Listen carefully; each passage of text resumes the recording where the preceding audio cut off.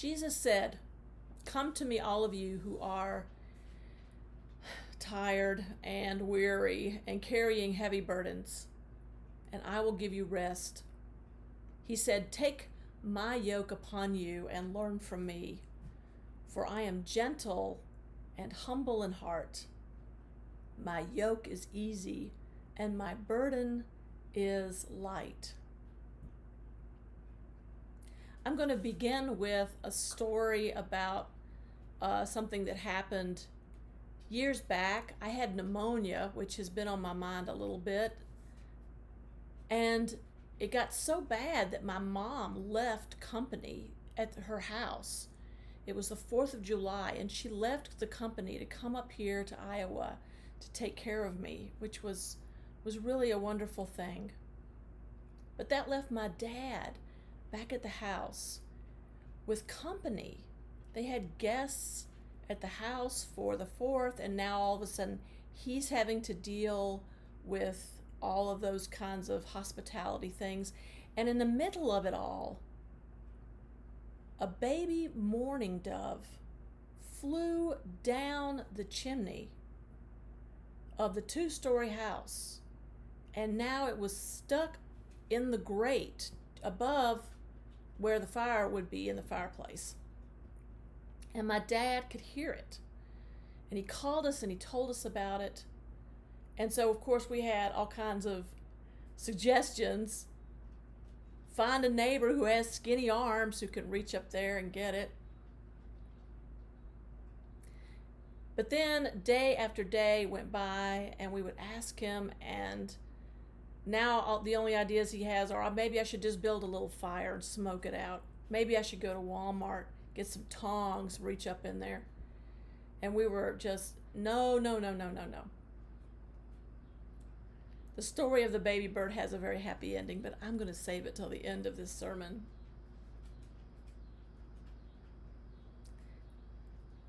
And we're going to go to Jacob in Genesis 26. Is that it? 28.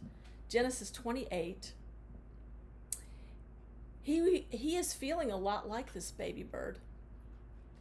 He is stuck in a life that feels like a trap. He wanted a smooth life. The Bible describes him as smooth-skinned, and he wants a life that is smooth, a life that has integrity, as in that the sort of the etymology of the word integrity, which is not touched. Not touched. He doesn't want a life that's been messed with like a bunch of Play-Doh and thrown into a bunch of pieces. He wants a life that's simple. He wants to marry one woman. He'd like to be a single child. He wants his parents' focused love upon himself. He would like to be employed by one boss. Perhaps the boss being himself, self-employed. But none of this happens. Like so many of us, he has a life that's complicated. He is born with a twin brother who has so many attributes that he doesn't have. He's always getting compared and contrasted with him. He ends up getting tricked into marrying the wrong woman. So now he has 2 wives, one who has nothing in common with him, and the other one who is sad all the time because she doesn't have as many children as the first one. He's haunted, he's paranoid, he's worried. And so he goes to a place where there are stones. And he takes one of the stones and uses it as a pillow. And he spends the night there. What is this pile of stones? Well, it is actually the leftovers of the altar where his own father, Isaac, was bound and almost sacrificed by his father. Jacob has gone back to the place.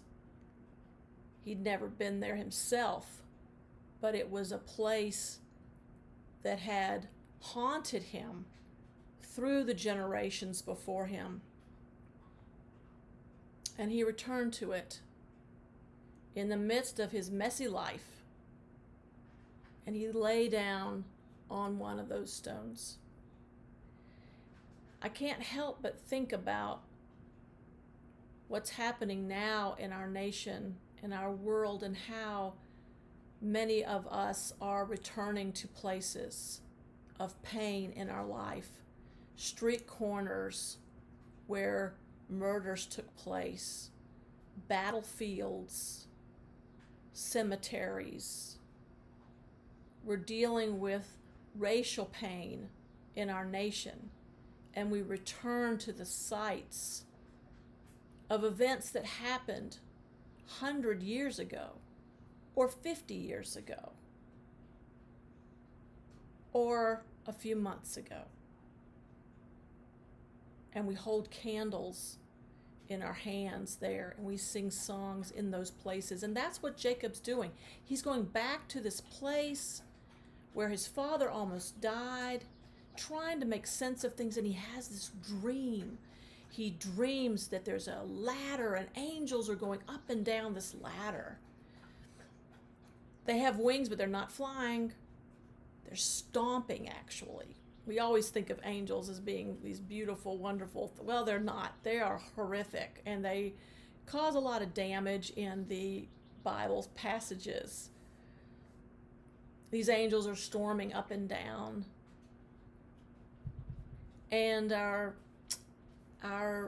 Jewish storytellers, midrash interpreters, they say that this ladder is actually Jacob's backbone, that it's Jacob himself, and those churning feelings that we all have of guilt and should've and would've and why didn't I and all of that. And he's just lying down in the middle of all of that, putting himself in the yuck of his life.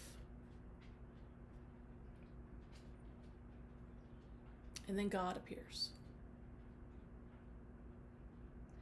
And God says, more or less, Jacob, my house is big enough to hold all of this tension together. My house is big enough to carry, to protect all of the disjointed parts of your life. I am building a roof over you that's big enough for all of it. It's okay that your life isn't singular and smooth and focused. I'm the one with the power to make sense of your life and to hold it together. And right as I just said that, there was thunder. I don't know if you heard that.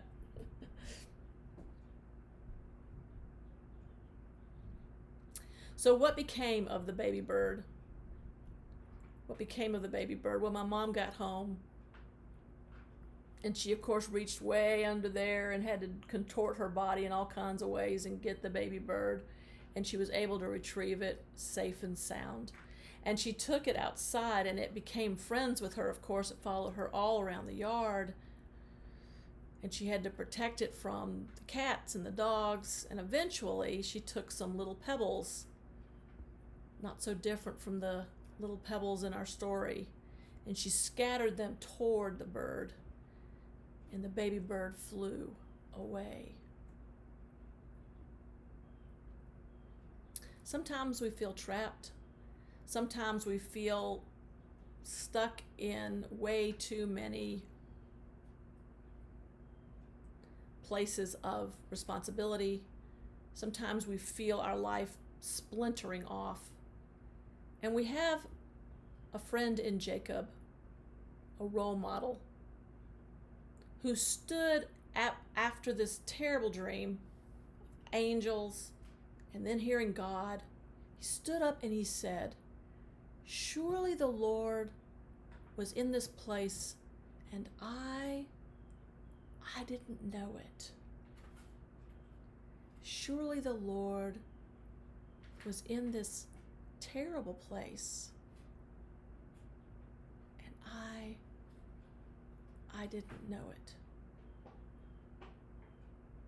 If I take the wings of the morning and dwell in the outermost parts of the sea, even there, God, you will find me.